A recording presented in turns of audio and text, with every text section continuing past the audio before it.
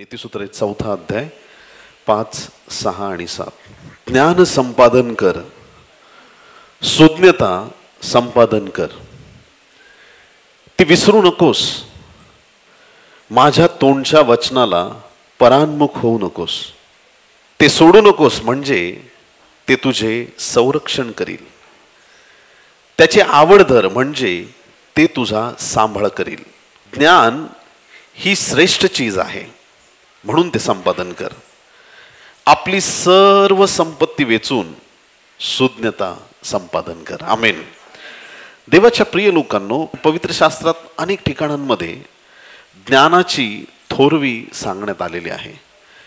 ज्ञान हे किती महत्त्वाचं आहे आणि ज्ञान किती अनमोल आहे याबद्दल बायबल आपल्याला वारंवार सांगतं. माझ्या मुला ज्ञान संपादन कर. बायबल सांगतं, माझ्या मुला ज्ञान संपादन कर. बाकी काय नाही केलं तरी चालेल, पण सगळ्यात आधी ज्ञान संपादन कर, बायबल आपल्याला सांगतं. ज्यावेळेस लेकरं शाळेत जाण्याचा कंटाळा करतात, आई वडील त्यांना रागवतात, ओरडतात, आणि ज्या आई वडिलांना खरंच शिक्षणाचं महत्त्व कळालेलं आहे, त्या आई वडील कुठल्याही परिस्थितीत त्यांना वाटतं की माझ्या लेकरांनी पण शाळेत गेलं पाहिजे, त्यांनी शिक्षण घेतलं पाहिजे. आणि काही आई वडील फक्त यावर थांबत नाहीत, तर ते आपल्या लेकरांना संडे स्कूलला पाठवतात, चर्चला पाठवतात, जेणेकरून त्या लेकरांना अजून वचनाचं ज्ञान सुद्धा प्राप्त होईल आणि कुठल्याही बाबतीत ते जीवनात मागं राहणार नाहीत. ज्ञान, सुज्ञता ही श्रेष्ठ गोष्ट आहे आणि ते संपादन करणं म्हणजे खूप चांगली गोष्ट आहे. ज्ञानाच्या द्वारे घर बांधता येतं, बायबल सांगतं. ज्याच्याकडे ज्ञान आहे त्याच्याकडं समृद्धी असते, त्याच्याकडं आशीर्वाद असतात, त्याच्याकडं खूप गोष्टी असतात. अज्ञानी व्यक्तीला तुम्ही समृद्ध केलं आणि समृद्ध करायला तुम्हाला जर 1 वर्ष लागलं, त्याच्यात एवढी कॅपॅसिटी असते की पुढच्या 1 तासात तो भिकारी होऊन दाखवू शकतो, कारण की त्याचं अज्ञान हे त्याला कारणीभूत ठरतं. आणि एखादा दीन दरिद्री कंगाल जरी असेल, पण त्याला जर दैवी ज्ञान प्राप्त झालं असेल, तर त्याच्या समृद्धीपासून त्याला कुणी थांबवू शकत नाही. ज्ञान ही श्रेष्ठ चीज आहे. ज्ञान परमेश्वरापासून आहे. असं नाही की साक्षात येशूच प्रकट होईल समोर आणि सगळं ज्ञान तुम्हाला देऊन टाकेल. न जाणो एखादा व्यक्ती तुमच्या पुढे उभा राहील आणि स्वर्गीचा देव तो त्याच्या मुखातून तुमच्याशी बोलू शकेल. ज्ञानाला तुच्छ लेखू नये असं बायबल सांगतं. असाही एक भाऊ पाहिलाय मी, पुस्तकाला लात लागायची तरी लागू द्यायचा.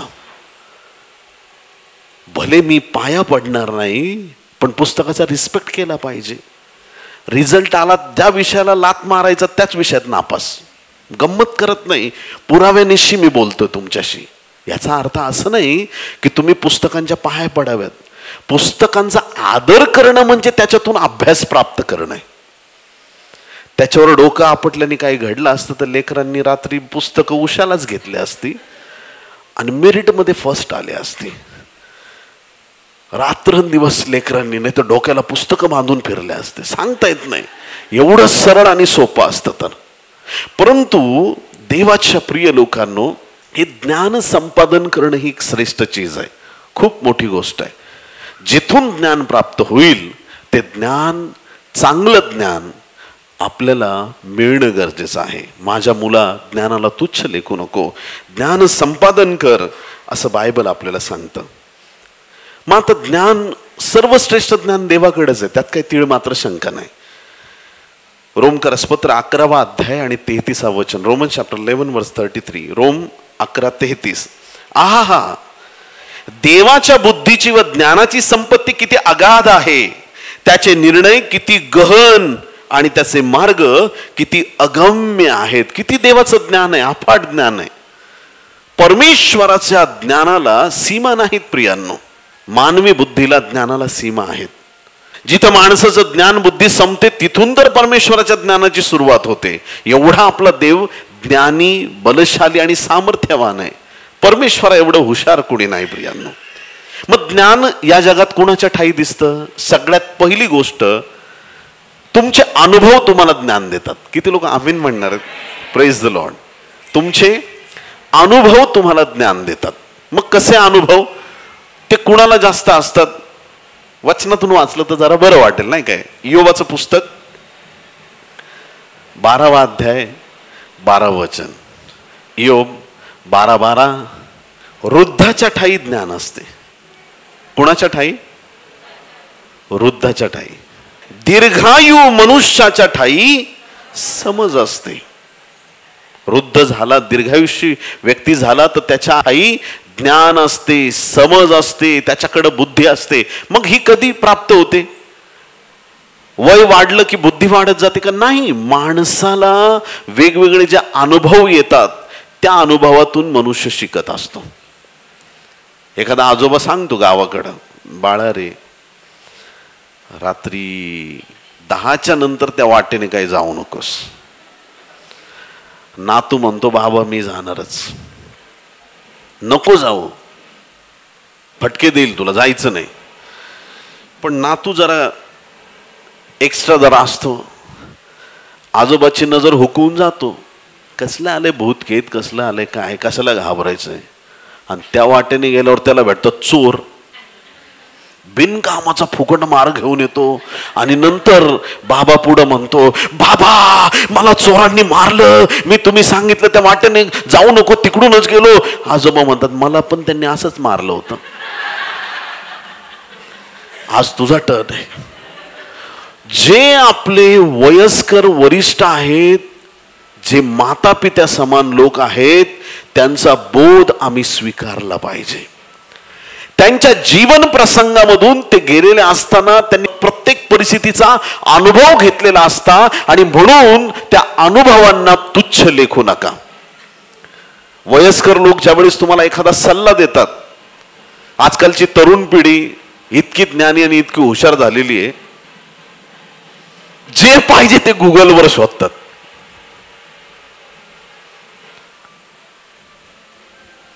मी तुम्हाला खात्रीने सांगतो प्रियांनो,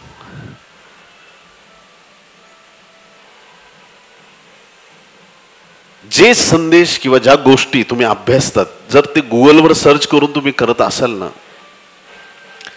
तुमच्या बोलण्यात देवाची आग नसेल. त्या गुगलवर सर्च करण्यापेक्षा, एखाद्या नेटवरती संदेश शोधत बसण्यापेक्षा किंवा कुठेही जगात उत्तर शोधण्यापेक्षा गुडघ्यावर येणाऱ्या लोकांना जास्त आशीर्वाद आहेत. त्यांचा संदेश इंटरनेटवरून नाही, डायरेक्ट हेवन मधून डाउनलोड होतो. त्यांच्या मुखातून देव बोलतो आणि हे जगात तुम्हाला मिळणार नाही कुठंच. परमेश्वरापासून प्राप्त होणाऱ्या गोष्टी कधी उत्तम आणि श्रेष्ठ असतात. देवाचं पवित्र वचन आहे की वृद्धांच्या ठाई ज्ञान असते, त्यांच्या ठाई समज असते. त्यांच्या वयामानाप्रमाणे जसजसे ते पुढे जातात, त्यांच्या जीवनातले अनुभव त्यांना अनेक गोष्टी शिकवतात. मग ज्यावेळेस आपल्या घरातील वृद्ध व्यक्ती, आपले आई वडील कुणी असो, आपल्यापेक्षा वयाने मोठे, जर तुम्हाला एखाद्या गोष्टीसाठी सांगत असतील, थांब, तोंड घेऊन पुढे नाही जायचं. जर थांबायला सांगितलं असेल तर थांबायचं, पुढे जायला सांगितलं तर पुढे जायचं. आपल्या वरिष्ठांचे सल्ले तुच्छ लेखू नका. आमेन म्हणणार का कोणी? हालेलुया. वृद्धांना ज्ञान असतं. दुसरी गोष्ट की ज्ञान हे संपादन करता येऊ शकतं. नसेल तरी टेन्शन नाही घ्यायचं. किती लोक आमेन म्हणतील? हालेलुया. एखाद्या गोष्टीचं ज्ञान नसेल तरी ते तुम्हाला प्राप्त करून घेता येऊ शकतं. जी गोष्ट तुम्हाला शिकायची आहे, ज्याचं ज्ञान तुम्हाला प्राप्त करायचंय, त्या गोष्टीवर तुम्हाला मनन करावं लागेल, त्या गोष्टीसाठी तुम्हाला वेळ द्यावा लागेल, त्या गोष्टीचं तुम्हाला ज्ञान संपादन करण्यासाठी प्रयत्नशील राहावं लागेल, त्यातून तुम्हाला ज्ञान प्राप्त होईल. एखादं वाद्य कसं वाजवायचं माहित नाही, एखाद्याला वाटतं मला हे शिकायचंय, इन्स्ट्रुमेंट तुम्ही विकत घेऊ शकता, पण त्याचं ज्ञानाचं काय करणार? देवाच्या प्रिय लोकांनो, ज्यावेळेस तुमच्या मनात एक अतूट इच्छा असते की मला हे ज्ञान संपादन करायचंय. ते ज्ञान प्राप्त करण्यासाठी तुम्हाला प्रयत्न करणं गरजेचं आहे. आणि ज्यावेळेस ते ज्ञान संपादन करण्यासाठी तुम्ही प्रयत्नशील होता, लेकरं शाळेत जातात, ज्ञान संपादन करतात. एखादा इंजिनिअरिंगचा स्टुडंट ज्यावेळेस त्याच्या कॉलेजमध्ये जातो, बिल्डिंग कशी बांधायची हे त्याला तिथं शिकवलं जातं सिव्हिल इंजिनिअरिंग मध्ये. आता जर तेच काम आपल्या गावातल्या एखाद्या गौंड्याला आपण सांगितलं, मला 4 माळ्याची बिल्डिंग बांधायची, बिल्डिंग बांधून देईल पण कधी पडेल त्याची गॅरंटी नाही. जो शिकलेला आहे त्याला ते ज्ञान आहे की कशी ती बिल्डिंग बांधली जाते. नुसतं बांधणं गरजेचं नाही, पक्की उभी राहिली पाहिजे. ते ज्ञान संपादन करण्यासाठी तुम्हाला वेळ द्यावा लागेल. आज कुठली गोष्ट तुमच्या मनात आहे, मला हे शिकायचंय, त्या गोष्टीपासून तुम्ही किती दूर आहात, त्या अंतर आजपासून कमी करायला सुरुवात करा. किती लोक आमीन म्हणतील? हालेलुया. ज्या गोष्टीचं ज्ञान तुम्हाला संपादन करायचंय त्या ज्ञानापासून तुम्ही किती दूर आहात, किती अंतरावरती आहात, त्या अंतर कमी करा. ज्या दिशेने तुम्हाला जायला पाहिजे त्या दिशेने एक पाऊल उचला. परमेश्वर तुम्हाला मदत करेल आणि ते ज्ञान प्राप्त करून घेण्यासाठी देव त्याची कृपा पुरविल. आमेन. डॉक्टरकीचं माझं शिक्षण चालू होतं आणि इंग्लिश बोलायचो पण मला काही कॉन्फिडन्सच नव्हता.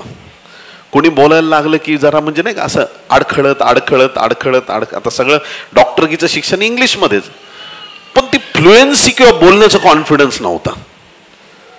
मग मी प्रार्थना केली आणि मी क्लास लावला इंग्लिश स्पीकिंगचा. 1 महिन्यात क्लास सोडून दिला. किती जमेना काही गोष्टी. अजून एक शिक्षक शोधले, जमेना. आणि मग ज्या वेळेस सगळ्या गोष्टी फेल झाल्या, मी म्हटलं आपल्याला तर शिकायचंय, आपल्याला तर देवाने दाखवलं तुला परदेशात घेऊन जाणार, तिथं काय मराठीत बोलू का? ते म्हणतील अन्य भाषेत बोलतो हा, आम्हाला काय करणार? फ्लुएन्सी तर पाहिजे. अडखळणाऱ्यांना जग उभं नाही करत. मी काय करू प्रभू?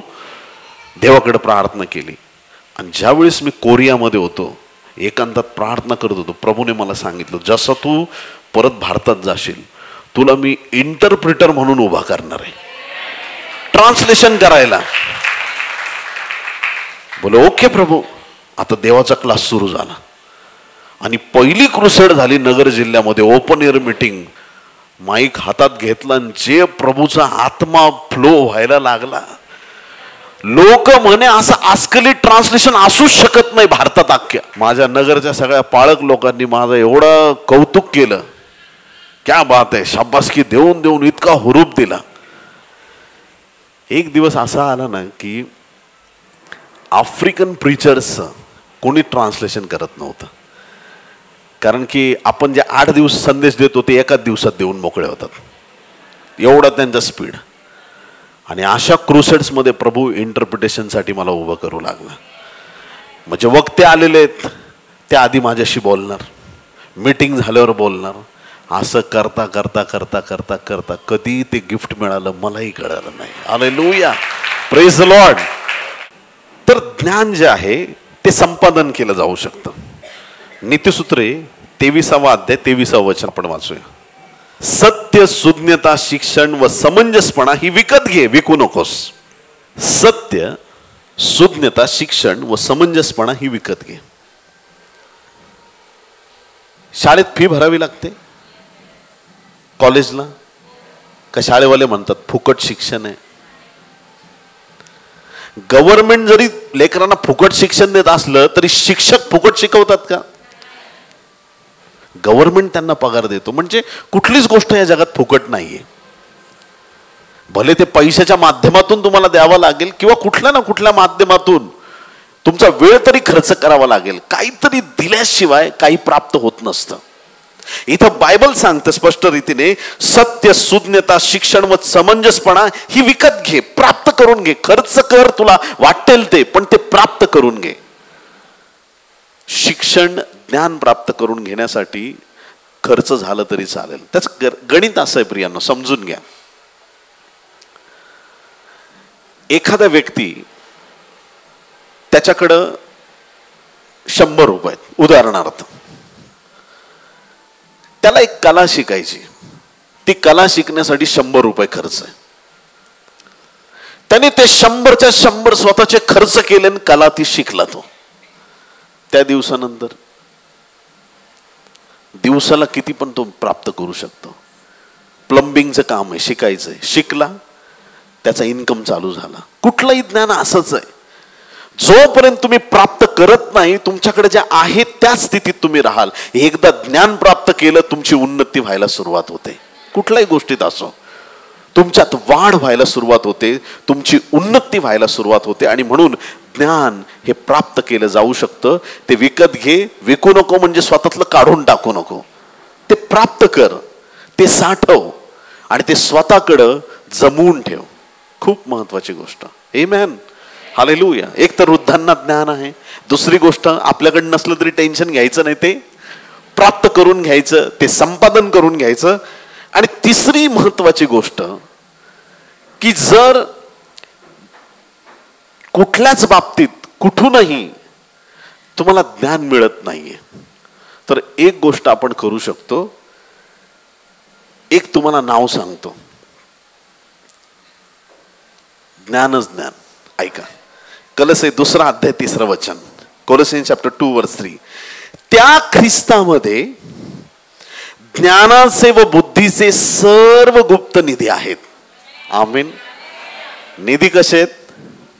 गुप्त निधी आहेत. गुप्त म्हणजे उघड केलेले नाही, गुप्त निधी आहेत. कुणामध्ये आहेत? ख्रिस्तामध्ये आहेत. सगळे ज्ञानाचे बुद्धीचे निधी ख्रिस्तामध्ये आहेत. याचा अर्थ ज्याला ख्रिस्त लाभला त्याला ते ज्ञान लाभलं. प्रियांनो, हालेलुया. ज्याच्या जीवनात येशू आहे त्याच्याकडे ते दैवी ज्ञान आहे. जग तुम्हाला मूर्ख ठरवू शकत नाही. मी चॅलेंज देऊन सांगतो, ज्याच्याकडे येशू आहे तो ज्ञानी आहे. ज्याच्याकडे येशू आहे त्याची फसगत होणार नाही.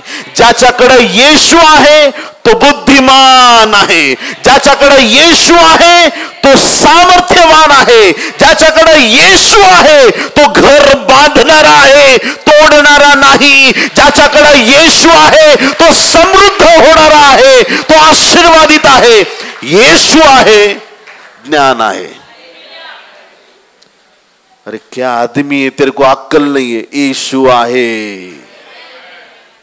क्या बोल रहा है? यीशु आहे म्हणजे यीशु आहे, सगळं आहे. Hallelujah, praise the Lord. ज्याच्याकडे येशू आहे त्याच्याकडे स्वर्गातून येणारं ज्ञान आहे. बायबल मधला सगळ्यात हुशार माणूस, एवढा ज्ञानी असताना त्या 1000 बायकाने त्याला क्रॅकजॅक बिस्किट बनवून टाकलं. वेडा झाला तो. नको नको त्या गोष्टींच्या मागे लागला. एवढं ज्ञान असताना सुद्धा भरकटला. तुम्हाला रहस्य सांगू का? ऐकायचंय का नाही ऐकायचंय? एकच रहस्य आहे, त्याच्याकडे येशू नव्हता, आमच्याकडं आहे. हालेलुया. सलमोनाकडे ज्ञान होतं, ज्ञानाबरोबर येशू नव्हता. आमच्याकडे ज्ञान आहे, बुद्धी आहे, शक्ती आहे, चातुर्य आहे, सर्व गोष्टी आहेत. कारण आमच्याकडे येशू आहे. आणि ज्याच्याकडे येशू आहे त्याला कोणी फसवू शकत नाही. विजेते आहात तुम्ही, येशू आहे म्हटल्यावर. शिक्षण किती झालं? 2री. शिक्षण किती? 34 शिकलो. अरे तुला काही डोकं दिसत नाही? येशू आहे. हालेलुया. असा जसा जसा संदेश पुढे जाईल ना तस तसं तुम्हाला कळेल मला काय सांगायचंय ते. तुमच्या शिक्षणावर डिपेंड नाही तुम्हाला किती बुद्धी आहे. Praise the Lord. कारण शिकलेले पण हुकलेले आम्ही बघितले. आणि कधी कधी अडाण्यांनी दुनिया हादरून टाकली हे पण आम्ही बघितलंय. किती लोक आमेन म्हणणार आहेत? हालेलुया. येशू आहे म्हणजे ज्ञान आहे. आमेन. नीतिसूत्रे 1 अध्याय 7 वचन. परमेश्वराचे भय हे ज्ञानाचा प्रारंभ होय. देवाचं भय बाळगलं पाहिजे. आता ते ज्ञान संपादन कसं करायचं, येशूकडून ज्ञान घ्यायचं कसं, काय करावं लागेल? याकोब 1:5 मध्ये स्पष्ट सांगितलंय, जर तुमच्यापैकी कोणी ज्ञानाने उणा असेल तर त्याने ते देवाजवळ मागावे, म्हणजे ते त्याला मिळेलच. कुणाकडं मागायचं ज्ञान? देवाकडं. देवाकडं मागा. कमजोर झालेल्या स्मरणशक्तीमुळे नाराज होऊ नका.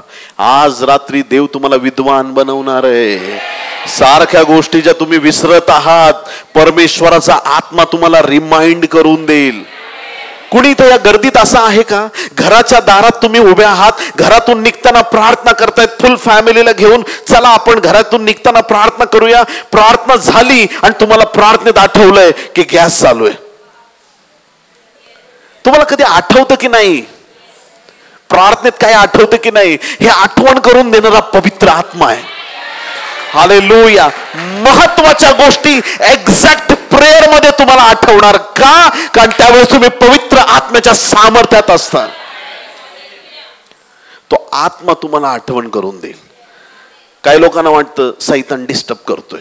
देवाच्या आत्म्याची स्टाईल तुम्हाला समजली नाही, याचा अर्थ असा आहे, जेवढं तुम्ही त्याच्यामध्ये स्वतःला ओतून द्याल ना, तेवढं तो तुम्हाला सामर्थ्यामध्ये बोलायला सुरुवात करेल. प्रार्थना म्हणजे फक्त देवाला किराण्याची लिस्ट देणं नव्हे. Wow, hallelujah. देवा हे कर, देवा ते कर, असं कर, तसं कर, येशूच्या नावात आमेन, फिनिश. देव म्हणतो मला पण बोलायला संधी दे, मला पण काहीतरी तुला सांगू दे. Let me speak something with you. मला पण काहीतरी बोलू दे. देवाला संधीच नाही. प्रार्थनेमध्ये परमेश्वर बोलतो, ती बुद्धीचे दरवाजे ओपन केले जातात. प्रेयर मध्ये तुम्हाला कळून येईल सामने वाला सही है या गलत आहे. आत्मे ओळखाल तुम्ही. पवित्र आत्मा ॲक्युरेट गोष्टी प्रकट करेल तुम्हाला. हालेलुया. देवाच्या प्रिय लोकांनो, ज्ञानाने उन्हा असेल तर त्याने देवाजवळ मागावे, म्हणजे ते त्याला मिळेल. कारण तो कोणास दोष न लावता सर्वांना उदारपणे देणग्या देतो. उदारपणे देताना असं देईल. मला म्हणायला, हे बोलायला म्हणजे बिलकुल असं वाटणार नाही की मी काय बोलतोय आणि काय नाही. बायबलमध्ये लिहिलंय की शल्मोनासारखा कोणी ज्ञानी झाला नाही आणि होणार नाही. खरी गोष्ट, कुणीच होणार नाही. येशू देव आहे, तो ह्या कॉम्पिटिशन मध्ये नाहीये. किती लोक आमेन म्हणतील? मानवासाठी येते. पण आता जे आपण आहोत, आपल्याकडे जगाचं ज्ञान नाही शल्मोनासारखं, किंवा इतर प्रकारचं ज्ञान नाहीये प्राप्त केलेलं. आपल्याकडे डायरेक्ट येशूचं ज्ञान आहे.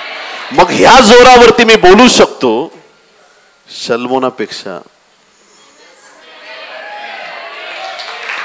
राजापेक्षा. शल्मोनाने मंदिर बांधलं.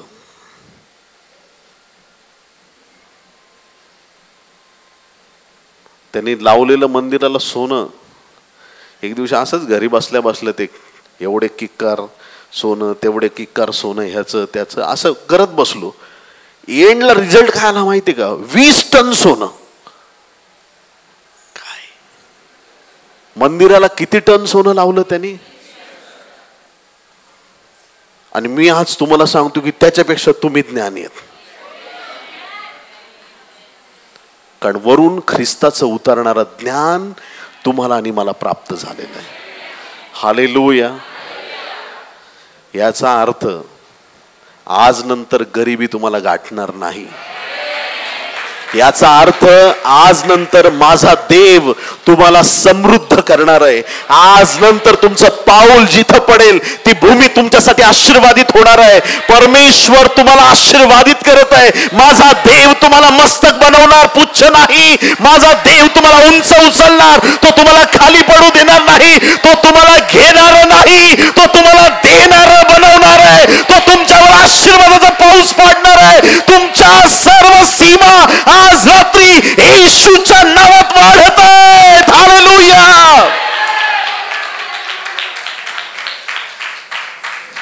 ख्रिस्तामधलं ज्ञान, ज्या ज्ञानाच्या जोरावर त्याने पृथ्वी निर्माण केली, ते ज्ञान त्याने तुम्हाला आणि मला दिले. स्वतःला कमजोर कमकुवत समजू नका. आपली आयडेंटिटी आपला प्रभू येशू ख्रिस्त आहे. लोकांची आयडेंटिटी, मी गव्हर्नमेंट सर्वंट आहे, मी ह्या शाळेत काम करतो, मी त्या ठिकाणी काम करतो, मी ह्याच्यामध्ये आहे, मी त्याच्यामध्ये आहे. त्यांना फुशारकी मारू द्या. तू कोण आहेस? सर्वोच्च देवाचा, सर्वोच्च देवाचा, ऑर्डिनरी नाही, सर्वोच्च देवाचा मी दास. एवढा सन्मान त्या परमेश्वराने दिलेला आहे. त्या देवाचं ज्ञान तुमच्यामध्ये. Wow, hallelujah. लाइफ को थोड़ा एंजॉय करना सीख लीजिए. हालेलुया. कठिनाइयां आएंगी, प्रॉब्लम्स आएंगे, थोड़ा स्माइल करके उनकी ओर देखा करिए आज के बाद. हालेलुया. प्रॉब्लम आएगा, बोलेगा गुड मॉर्निंग, मैं आपके घर आया हूं, आइए आइए आइए. आपको लातों से मारने के लिए हम तैयार हैं. हालेलुया. यीशु मसीह जब आपके साथ है, तुमच्या प्रॉब्लेमचं तोंड उतरणार देवाच्या प्रिय लोकांना.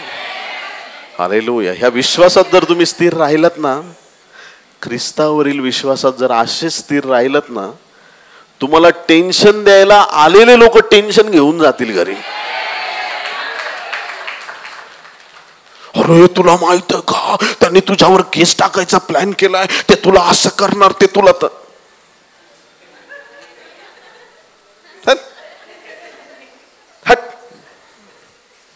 काय बोलतो? परात्पर देवाचा मी दास आहे. हे षडयंत्र रचणाऱ्यांना रचू द्या.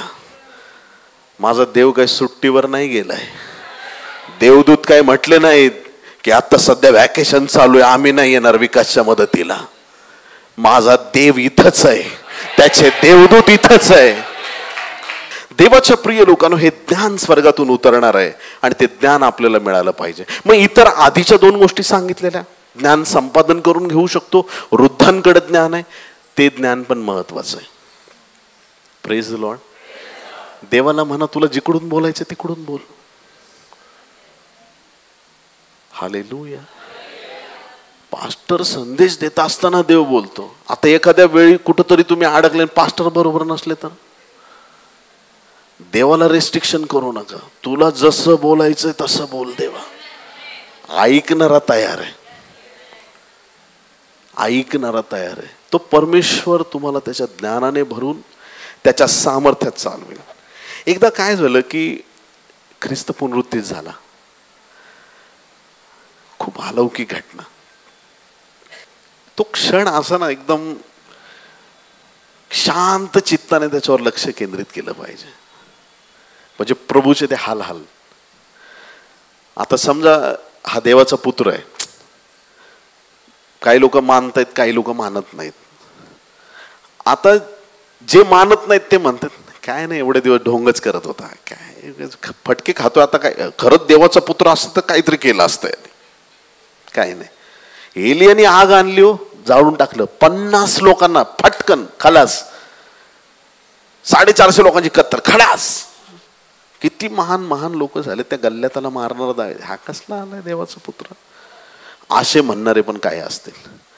आणि काही स्त्रिया ऊर बडून घेत होत्या, रडत होत्या, आक्रोश करत होत्या, माझ्या प्रभूला का मारताय, माझ्या प्रभूला का मारताय. अरे त्यांनी मला बरं केलं, मी आजारी होते, मी बिछाण्यातून उठत नव्हते, मला बरं केलं, तो जीवन देवाचा पुत्र आहे, तो आरोग्य, त्याला नका करू. असं काही स्त्रिया रडतायत आणि काही लोक आनंद करतायत. 2 ग्रुप आहेत. आता पूर्ण मॅटर सगळा कन्फ्युजनचा झालेला आहे. ख्रिस्ताला एवढं मारतायत, एवढं सगळं शरीर छिन्न विछिन्न झालंय.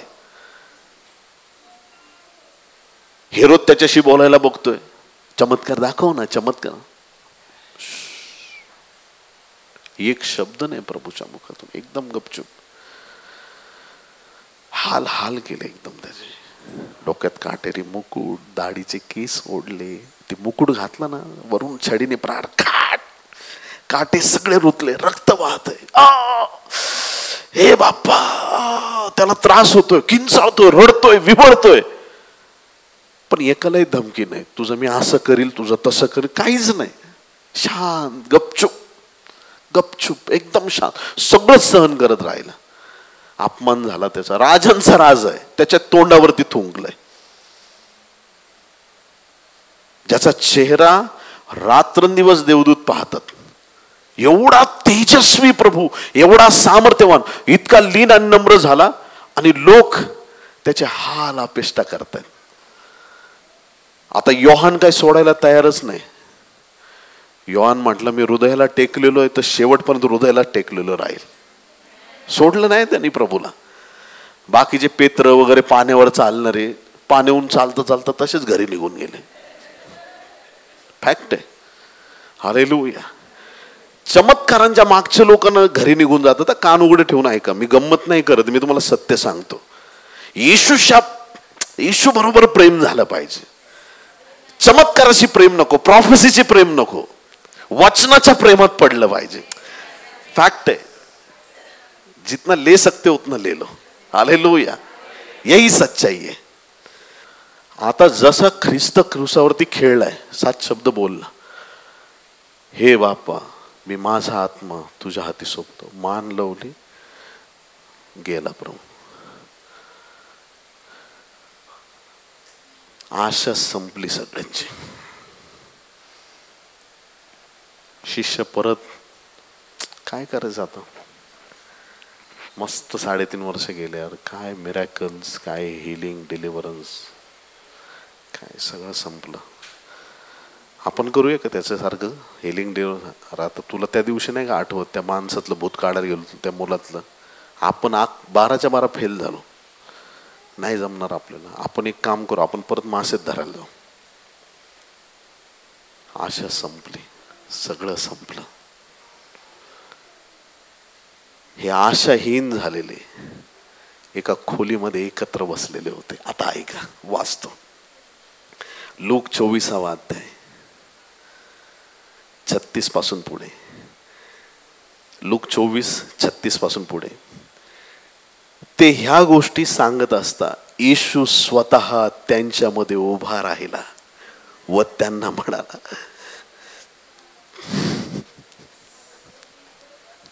तुम्हाला शांती असो. तुम्हाला शांती असो.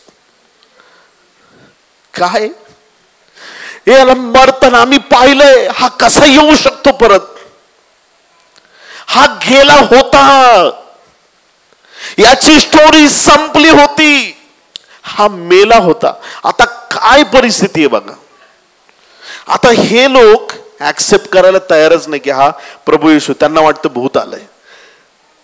तुम्हाला शांती असो. पण ते घाबरून भयभीत झाले आणि भूत पाहत आहोत असं त्यांना वाटलं. घाबरून गेले सगळे. अरे हे काय, भूत आलं की काय आपल्यामध्ये, हे कोण आहे, काय घडतंय. त्याने त्यांना म्हटले, तुम्ही का घाबरता व तुमच्या मनात तर्क वितर्क का उद्भवतात. माझे हात व माझे पाय पहा, मीच तो आहे, मला चाचपून पहा. जसे मला हाडमास असलेले पाहता तसे भूताला नसते. असे बोलून त्याने त्यांना आपले हातपाय दाखवले. पहिली गोष्ट, प्रभू प्रकट झाला, त्यांना धीर दिला, हातपाय दाखवले, ते विश्वास ठेविनात. बघा मी कुठल्या एक फ्लो आहे ह्या वचनाचा, तो समजून घ्या. एक पहिली गोष्ट, प्रभू अचानक प्रकट झाला, हे लोक विश्वास ठेवायला तयार नाहीयेत. त्याच्या मरणावरती एवढा पक्का विश्वास ठेवला की त्याच्या पुनरुत्थानावर विश्वास ठेवायला कोणी तयार नाहीये. आज जगाला ओरडून सांगा येशू मेला, येशू मेला, सगळे बोलतील परफेक्ट, मेलाच, नक्कीच मेला असेल. सगळे मरतात. माझा आजा मेला, पंजोबा मेला, काका मेला, मावशी मेला, कितीतरी लोक मेले. तुमचा येशू मेला, ओके डन, आम्ही पण ऍग्री. तुम्ही ज्या वेळेस म्हणता 3ऱ्या दिवशी उठला, अरे काय बोलतोस यार तू.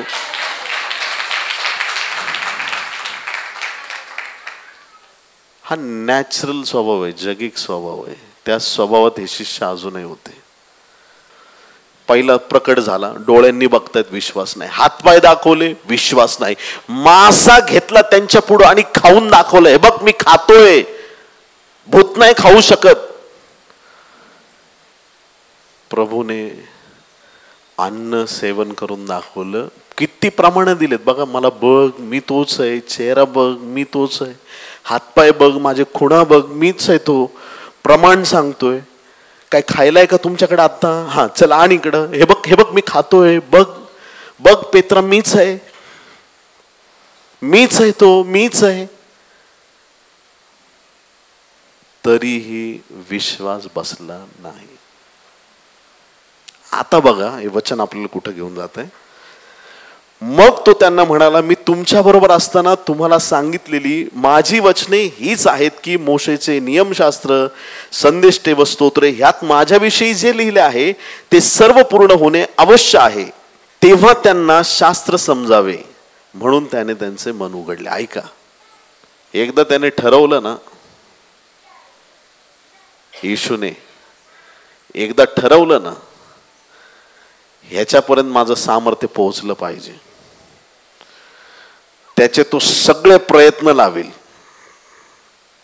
पण एंड रिझल्ट हा असेल की समोरचा प्रभू समोर नतमस्तक झालेलाच पाहिजे. फारो ऍक्सेप्ट करत नव्हता, शेवटी ऍक्सेप्ट करावंच लागलं. शेवटी त्याला स्वीकारावंच लागलं आणि म्हणतो, जाताना मला पण आशीर्वाद देऊन जा. फारोला कळालं इस्रायलचा देव जिवंत आहे. हालेलुया. जसं त्यांचं मन प्रभूने उघडलं, त्यांना सगळ्या गोष्टी समजल्या आणि त्या दिवशी प्रभूने जो वचनांचा त्यांना उलगडा केला, त्यांनी आत्म्यात स्वीकारला आणि त्यांची पक्की खात्री झाली, येशू ख्रिस्त मरणातून विजयी झालेला आहे. वचनात एखादं वचन, एखादी गोष्ट तुम्हाला कळत नसेल, बायबल हातात घ्या, गुडघे टेका, प्रभू तुम्हाला ज्ञान देईल. कारण जेव्हा प्रभू उलगडा करतो त्या गोष्टी जगात तुम्हाला कुठेही मिळणार नाहीत. तो देव डायरेक्ट तुमच्याशी बोलायला तयार आहे. हालेलुया. म्हणजे अर्धवट काम करणार तो देव नाहीये. तुम्हाला सांगितलंय आणि तुम्हाला अर्थ नाही मिळणार, मिळणार. आता हा दानिएल दृष्टांत झाल्यावर त्याला काहीच कळालं नाही, पुढं काय करतो, हे जाणून मी आपले मुख प्रभू देवाकडे लावून प्रार्थना, विनवण्या, उपास, गोंडताट नेसणे व अंगावर राख उधळणे हे चालू केले. देवाकडून दृष्टांत मिळाला, त्याचा काय अर्थ कळेना. मग दानिएलाने काय चालू केलं, मुख देवाकडे लावलं, आधी देवाकडे फोकस केला. उत्तर कुठून येणार आहे, लक्ष कुठं द्यायचंय, देवाकडं. तिथून नजर हटली म्हणजे दुर्घटना घटली समजून घ्यायचं. देवाकडे दृष्टी पाहिजे, जिथून उत्तर येणार आहे त्याच्याकडे दृष्टी पाहिजे. देवाकडे त्याने नजर लावली, आपलं मुख देवाकडे केलं, त्याने प्रार्थना केली, त्याने विनवण्या केल्या, त्याने उपास केले, त्याने गोंडताट नेसलं आणि अंगावरती राख उधळली. त्या काळात उपासाची हीच पद्धत होती. किती लोक आमेन म्हणतील? प्रभूला धन्यवाद द्या. नाही तर आजच्या दिवसामध्ये तीच पद्धत असते तर आपण सगळे गोंदताट मधले मेंबर दिसलो असतो. आत्ताच रेबडचं गोंदताट घेऊन आलं असं लोक म्हटले असते. सगळे ख्रिश्चन लोक गोंदताट मध्ये. प्रभूला धन्यवाद द्या, त्याने आमचे गोंदताट काढून आम्हाला आनंदाचे वस्त्र घातलेले आहेत, तारणाचे वस्त्र घातलेले आहेत, आशीर्वादाचे वस्त्र घातलेले आहेत. जुना करार आहे. पण एक गोष्ट अजूनही चालू आहे, उपास आणि प्रार्थना. उपास आणि प्रार्थना. ज्या वेळेस दानिएलाने उपास आणि प्रार्थना केली, डायरेक्ट आपण 21 ते 23 वचन वाचून 9व्या अध्यायातले त्या उपास आणि प्रार्थनेने काय झालं पहा. असे प्रार्थनेचे शब्द मी बोलत असता जो पुरुष गॅब्रियल दृष्टांताच्या आरंभी मी अगदी व्याकुळ असता माझ्या दृष्टीस पडला होता, तो संध्याकाळच्या यज्ञ समयी माझ्या समीप आला. त्याने माझ्याशी संभाषण करून मला समज दिली. कुणी? देवदूताने, गॅब्रियलने समज दिली. तो म्हणाला, हे दानिएला, मी तुला बुद्धी देऊन चतुर करण्यासाठी आलो आहे. तुझ्या प्रार्थनांना आरंभ होताच. कधी? प्रार्थना अर्ध्यावर आल्यावर, प्रार्थना संपल्यावर. किती लोक आमीन म्हणणार त्या गोष्टीला? याचा अर्थ समजून घ्या प्रियांनो. दानिएलाने इकडे प्रार्थनेला सुरुवात केली, प्रार्थनेचा आरंभ झाला. प्रार्थना करून झाली नाही, प्रार्थनेला फक्त सुरुवात झाली. तुझ्या प्रार्थनांना आरंभ होताच आज्ञा झाली. ती तुला सांगण्यास मी आलो आहे, कारण तू परमप्रिय आहेस. तर ह्या गोष्टींचा विचार कर व हा दृष्टांत समजून घे. आमेन, हालेलुया. दानिएलाला दृष्टांत नाही कळाला, त्याने फास्टिंग प्रेयर केली आणि देवाला मागितलं. जशी त्याची प्रेयर फास्टिंग चालू झाली, डायरेक्ट वरून देव म्हणतो, गॅब्रियल पटकन खाली जा. फक्त प्रार्थनेला सुरुवात. तो प्रार्थनेत म्हणत आहे आता की देवा, मला जो दृष्टांत, त्याच्या आत वरून गॅब्रियलला जाण्याची खाली आज्ञा आलेली. वो टाइम पे नहीं, टाइम से पहले भी आता है. इकडं शमशानावरती सिंह झडप घालतोय आणि सिंहाच्या बरोबरच येशू पण आला. नाही, प्रभूला आधी यावं लागेल, पाखर घालावी लागेल आधी. देवाचा टायमिंग खूप खतरनाक आहे प्रियांनो. हालेलुया. ॲक्युरेट टायमिंगला काम करतो, भरोसा ठेवा. हे जे मनात बसलंय ना सगळं, परमेश्वर लेट करतो वगैरे, हा डिले सैतानाचा आत्मा आहे प्रियांनो. हालेलुया. डिले देवापासून नाहीये. लक्ष देऊन ऐका. आमचा देव ऑन टाइम काम करणारा परमेश्वर आहे. जसं इकडे दानिएलाची प्रार्थना चालू, जसं इकडे जखऱ्याचा धूप जाळायला चालू, कळतंय का तुम्हाला काही? जसे तुम्ही गुडघे टेकणार, जशी प्रार्थनेला सुरुवात करणार, स्वर्गातून तुमच्या प्रार्थनेचं उत्तर यायला सुरुवात होईल. तात्काळ त्याच क्षणी परमेश्वर तुमच्या प्रार्थनेचं उत्तर देईल. त्याच क्षणी देवाचं सामर्थ्य तुमच्या जीवनावरती येईल. दानिएलाला दृष्टांत कळाला. आता जीवनात कुठली गोष्ट समजत नाहीये. बिझनेस करू की नोकरी करू, सेवा करू का मेवा खाऊ, इकडे जाऊ की तिकडे जाऊ, सगळे कन्फ्यूज आणि भटकते आत्मे जे आहेत त्यांच्यासाठी एकच देवाकडून उत्तर आहे, प्रभूकडे या. प्रभूचा आत्मा तुम्हाला ॲक्युरेट गायडन्स करणार. ज्या गोष्टीची तुम्हाला समज नाही ते ज्ञान परमेश्वर तुम्हाला देईल. आता सरते शेवटी एक गोष्ट तुम्हाला सांगेन. येशूचे शिष्य निरक्षर आणि अज्ञानी होते. निरक्षर आणि अज्ञानी. येशू शिकलेला होता. आता तुम्ही म्हणाल येशू शिकलेला होता, तुम्ही होतात का तेव्हा, तुम्हाला कसं माहित? ऐका, मी पुरावे देतो. येशू जमिनीवर ओनवून लिहित होता. येशू शिकलेला होता. येशू ख्रिस्त सभास्थानात यशायाचा ग्रंथ वाचत होता. येशू आणि शिष्य अंगुठा छाप.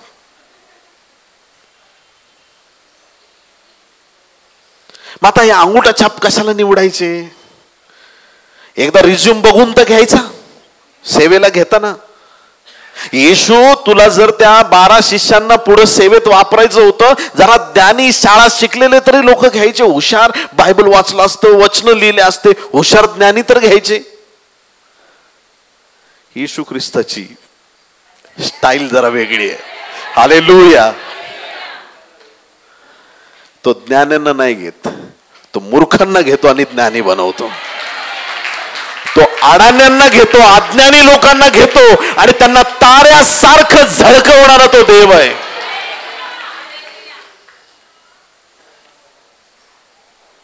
ही खासियत आहे प्रभूची.